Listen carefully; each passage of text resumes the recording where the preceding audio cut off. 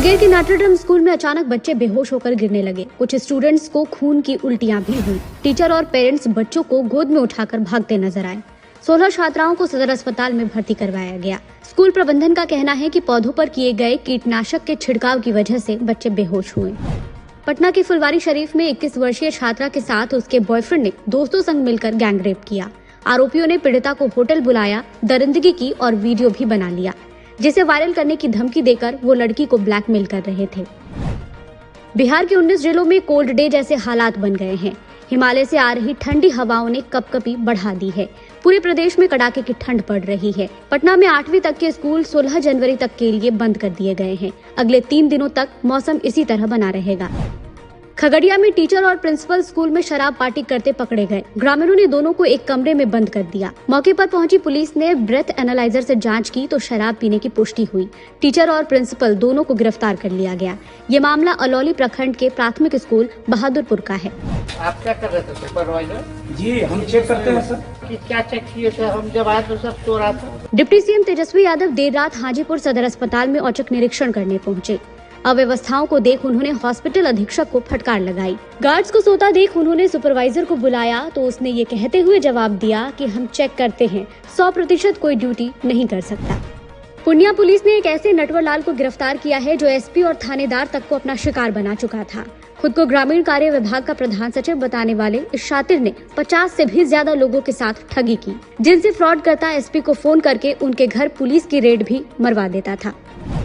बेतिया में एक शिक्षक ने पंखे से लटककर खुदकुशी कर ली। पुलिस ने एक सुसाइड नोट बरामद किया है, जिस पर लिखा है आई लव यू बेबी, मेरी माँ का ख्याल रखना। मृतक उत्तर प्रदेश के सुल्तानपुर का रहने वाला था, जो राजकीय मध्य विद्यालय जगीराहा में 2022 से पोस्टेड था। बीजेपी की लवकुश रथ यात्रा में शामिल एक ट्रक बेगूसराय में जलकर खाक हो गया। चालक गंभीर रूप से झुलस गया है, जिसे एक निजी अस्पताल में भर्ती करवा दिया गया है।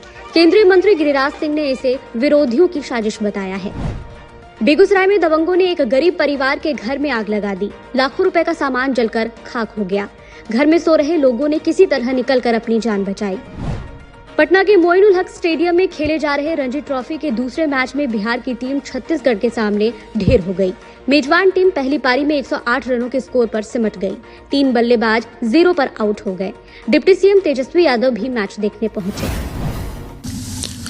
मौसम विभाग ने अगले 3 दिनों तक प्रदेश के कुछ हिस्सों में शीतलहर चलने की चेतावनी जारी की है। मौसम विज्ञान केंद्र पटना के अनुसार पिछले 24 घंटे के दौरान अररिया के फारबिसगंज में शीत दिवस की स्थिति बनी रही।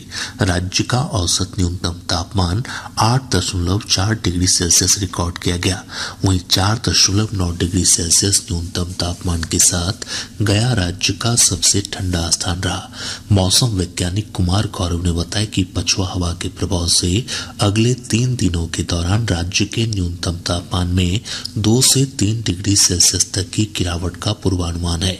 वहीं सुबह के समय राज्य के अधिकांश हिस्सों में कुहासा छाए रहने की संभावना है। अगले 24 घंटों के दौरान राज्य का मौसम शुष्क बना रहेगा। घना कुहासा राज्य के उत्तर, दक्षिण पश्चिम एवं दक्षिण मध्य भागों के जिलों के 1 या 2 स्थानों में अगले 48 घंटों के दौरान छाए रहने का पूर्वानुमान है। राज्य के न्यूनतम तापमान में अगले 3 दिनों के दौरान 2 से 3 डिग्री सेल्सियस की क्रमिक कमी होने की संभावना है। कड़ाके की ठंड को देखते हुए पटना, मुजफ्फरपुर, शिवहर, मुंगेर और गोपालगंज जिला प्रशासन ने सभी निजी और सरकारी विद्यालयों में वर्ग 8 तक की कक्षाओं को 16 जनवरी तक बंद रखने का आदेश दिया है। प्री स्कूल और आंगनबाड़ी केंद्र भी इस अवधि में संचालित नहीं होंगे। वहीं वर्ग 9 से ऊपर की कक्षाओं में शैक्षणिक गतिविधियां पूर्व की तरह सुबह 9 बजे से अपराह्न 3:30 बजे तक ही चलेंगी। मुंगेर के एक निजी विद्यालय के प्रयोगशाला में गैस लीक होने से 16 बच्चे बेहोश हो गए। सभी बच्चों को एम्बुलेंस से सदर अस्पताल लाया गया। कई बच्चों को कुछ देर के लिए ऑक्सीजन सपोर्ट पर भी रखा गया। डॉक्टरों के अनुसार बच्चों की स्थिति ठीक होने के बाद सभी को घर भेज दिया गया। द्वितीय चरण की शिक्षक नियुक्ति परीक्षा में सफल अभ्यर्थियों के बीच कल नियुक्ति पत्र वितरित किए जाएंगे। पटना के गांधी मैदान में आयोजित मुख्य समारोह में मुख्यमंत्री नीतीश कुमार पटना, नालंदा, वैशाली और औरंगाबाद समेत 16 जिलों के लगभग 27,000 नव चयनित शिक्षकों को नियुक्ति पत्र प्रदान करेंगे। अन्य शिक्षकों को संबंधित जिले में नियुक्ति पत्र दिया जाएगा। राज्य सरकार द्वारा लाई गई नई आरक्षण नीति के खिलाफ पटना उच्च न्यायालय में दायर याचिका पर आज होने वाली सुनवाई टल गई। मामले की अगली सुनवाई 2 फरवरी को होगी। जमुई जिले के सोनू थाना क्षेत्र अंतर्गत डुमरी गांव के पास से पुलिस और उत्पाद विभाग की टीम ने संयुक्त कार्रवाई में एक ट्रक से 460 किलो गांजा बरामद किया। पश्चिम चंपारण जिले के चनपटिया थाना क्षेत्र अंतर्गत चूड़ी चौक स्थित एक उर्वरक दुकान में अपराधियों ने घुसकर गोलीबारी की। पुलिस ने इस मामले में 3 लोगों को गिरफ्तार किया है। खगड़िया जिले के मानसी थाना क्षेत्र से पुलिस ने 50,000 रुपए के इनामी अपराधी संतोष यादव को गिरफ्तार कर लिया है। गोपालगंज जिले के परौली थाना क्षेत्र अंतर्गत रतन सराय रेलवे ढाला के पास से पुलिस ने हथियार के साथ 2 अपराधियों को गिरफ्तार किया। मधेपुरा जिला परिषद के अध्यक्ष मंजू देवी और उपाध्यक्ष रघुनंदन दास के खिलाफ लाया गया अविश्वास प्रस्ताव खारिज हो गया। बीजेपी सांसद निशिकांत दुबे को झारखंड हाईकोर्ट से बड़ी राहत मिली है। मधुपुर उपचुनाव के दौरान सोशल मीडिया प्लेटफॉर्म पर दिए गए बयानों को लेकर दर्ज किए गए 4 एफआईआर को रद्द करने का आदेश अदालत ने दिया। सांसद के खिलाफ कुल 5 एफआईआर दर्ज किए गए थे, जिसमें से 4 को कोर्ट ने आज निरस्त करने का आदेश दिया है। दिल्ली की पटियाला हाउस कोर्ट ने हिजबुल मुजाहिदीन के ऑपरेटिव जावेद अहमद मट्टू की पुलिस हिरासत 5 दिनों के लिए बढ़ा दी है। पिछले हफ्ते दिल्ली पुलिस की स्पेशल सेल ने उसे गिरफ्तार किया था। इसके बाद आज जम्मू कश्मीर में 11 आतंकी हमलों के मामले में उसे पटियाला हाउस कोर्ट में पेश किया गया था। 22 जनवरी को राम मंदिर प्राण प्रतिष्ठा समारोह के लिए निमंत्रण कुरियर के माध्यम से भेजे जाने के सवाल पर अखिलेश यादव ने कहा है कि यह कुरियर उन्हें आज तक प्राप्त नहीं हुआ। उन्होंने मीडिया के लोगों से कुरियर की रसीद उपलब्ध करवाने की अपील भी की है। साथ ही उन्होंने ये भी कहा कि अयोध्या मंदिर में दिव्यांगों, बुजुर्गों और बच्चों के जाने की कोई व्यवस्था नहीं की गई है। भारतीय रक्षा अनुसंधान संगठन DRDO ने आज नई पीढ़ी की आकाश मिसाइल का सफल परीक्षण किया। ओडिशा के इंटीग्रेटेड परीक्षण रेंज चांदीपुर से इसका परीक्षण किया गया। बहुत कम ऊंचाई पर एक उच्च गति वाले मानव रहित हवाई लक्ष्य पर इसका परीक्षण हुआ। परीक्षण के दौरान हथियार प्रणाली द्वारा लक्ष्य को सफलतापूर्वक रोककर नष्ट कर दिया गया। इस मौके पर रक्षा मंत्री राजनाथ सिंह ने DRDO को बधाई दी है। अंतर्राष्ट्रीय मुद्रा कोष ने पाकिस्तान को बड़ी राहत दी है। IMF ने $70 करोड़ का बेल आउट फंड चेक को मंजूरी दी है, जो पड़ोसी मुल्क की अर्थव्यवस्था में बड़ी मदद कर सकता है। इकोनॉमी के मोर्चे पर समस्याओं से जूझ रहे पाकिस्तान को यह फंड ऐसे समय पर मिला है जब वहां अगला चुनाव होने वाला है। जम्मू कश्मीर में एक बार फिर सेना पर आतंकी हमले की घटना सामने आई है। पुंछ सेक्टर में सेना की गाड़ी पर हमला हो गया। आज शाम हुए इस हमले के बाद घाटी में आतंकियों की तलाश के लिए सर्च ऑपरेशन जारी है। अभी हाल ही में सेना पर हुए हमले में 4 जवान शहीद हो गए थे। मायावती और उनकी पार्टी को इंडिया गठबंधन में शामिल कराने के सिलसिले में कांग्रेस के नेता 15 जनवरी को बसपा सुप्रीमो से मिल सकते हैं। इसी दिन बसपा सुप्रीमो मायावती का जन्मदिन होता है। कांग्रेस नेता जन्मदिन की बधाई देने के साथ ही मायावती से गठबंधन में शामिल होने की बात कर सकते हैं। इसके बाद कांग्रेस समाजवादी पार्टी के साथ सीट शेयरिंग को लेकर बैठक करेगी।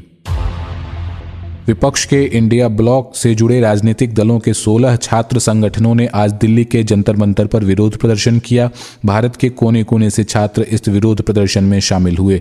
इन छात्र संगठनों ने अपने गठबंधन का नाम यूनाइटेड स्टूडेंट्स ऑफ इंडिया रखा है। नई शिक्षा नीति, शिक्षा के निजीकरण और व्यवसायीकरण के खिलाफ छात्र संगठन एकजुट हुए थे, जिसमें कांग्रेस, वामपंथी दलों और आम आदमी पार्टी से जुड़े स्टूडेंट ऑर्गेनाइजेशंस शामिल थे।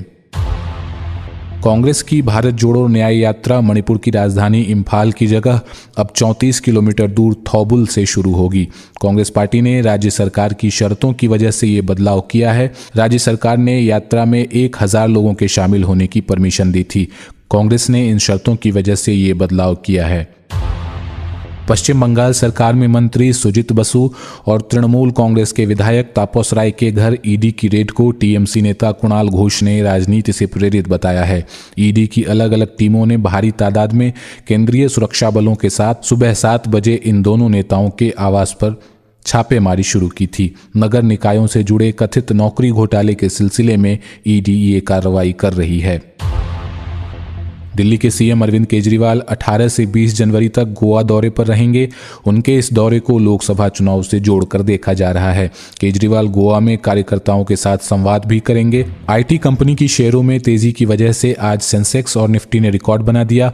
बॉम्बे स्टॉक एक्सचेंज के 30 शेयरों के संवेदी सूचकांक सेंसेक्स ने करीब 1000 पॉइंट बढ़कर 72,720 के नए रिकॉर्ड स्तर को छू लिया, जबकि निफ्टी में 281 पॉइंट्स का उछाल दर्ज किया गया और ये 21,928 के नए रिकॉर्ड स्तर पर पहुंचा। इजराइल ने हेग स्थित इंटरनेशनल कोर्ट ऑफ जस्टिस से मांग की है कि वो दक्षिण अफ्रीका के लाए गए मुकदमे को खारिज कर दे।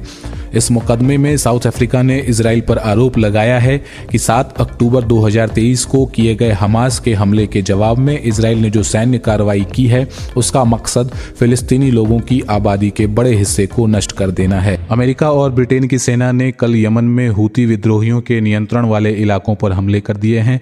विदेशी मीडिया ने अमेरिकी एयरफोर्स के हवाले से बताया है कि हमले 16 लोकेशंस में 60 टारगेट्स पर किए गए हैं। अमेरिकी राष्ट्रपति जो बाइडेन ने इन हमलों के लिए आदेश दिए थे, उसके बाद हूतियों के खिलाफ कार्रवाई हुई है। ओटीटी प्लेटफॉर्म नेटफ्लिक्स ने नयनतारा की Tamil film Annapoorani the goddess of food को अपने प्लेटफॉर्म से हटा दिया है। कथित रूप से हिंदू धार्मिक भावनाओं को आहत करने की वजह से इस फिल्म को लेकर विवाद पैदा हो गया था, जिसके बाद ऑनलाइन स्ट्रीमिंग प्लेटफॉर्म को ये फैसला करना पड़ा।